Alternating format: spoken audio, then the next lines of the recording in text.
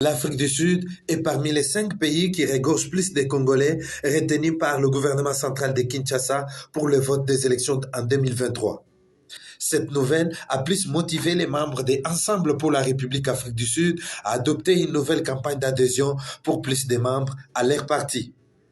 Ce samedi 10 septembre 2022, après une séance de mise au point de quelques minutes à leur siège de Pretoria, les membres de Ensemble pour la République, sous la conduite de Paulin Dokakim, réalisent un porte-à-porte dans les rues de Pretoria.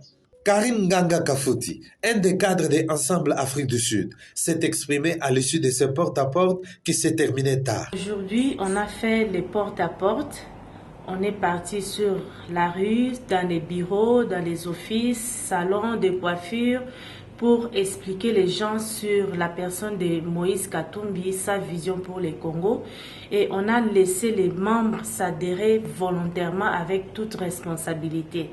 Nous pensons que ce n'est pas la première fois. On va continuer l'opération pour avoir beaucoup plus de membres dans notre parti Ensemble pour la République, et surtout que l'Afrique du Sud est parmi les pays qui vont voter dans la diaspora. Paulin Donkakim, cadre du parti, est l'un des points focaux Ensemble Afrique du Sud, très content de la participation au vote des Congolais de l'Afrique du Sud, accélère le processus d'adhésion. Chers membres d'Ensemble pour la République, comme vous le savez, après notre réunion technique que nous avons eue la semaine passée, pour parler de l'identification des Congolais, comme l'a annoncé le président de la CENI, nous avons donné les mots d'ordre à nos sectionnaires.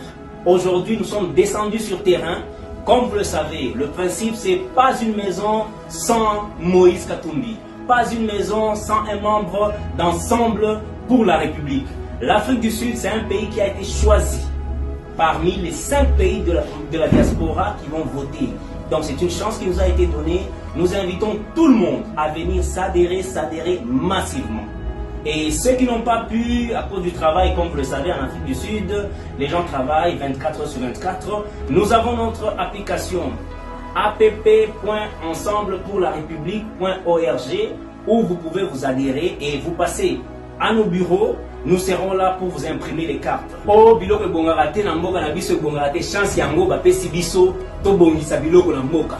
Biloko échangé, makambo ekoma bien. Le sol et le sous-sol congolais est béni, mais Congolais ont souffert. Donc 2023, il faut te voter.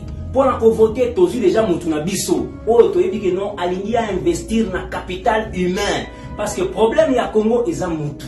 C'est l'homme congolais qui a des problèmes. Maintenant, nous avons quelqu'un qui incarne des valeurs. Et cette personne, c'est Moïse Katumbi. Il est là. Il a prouvé noir sur blanc qu'il va travailler et il continue à travailler pour le bien-être du peuple congolais.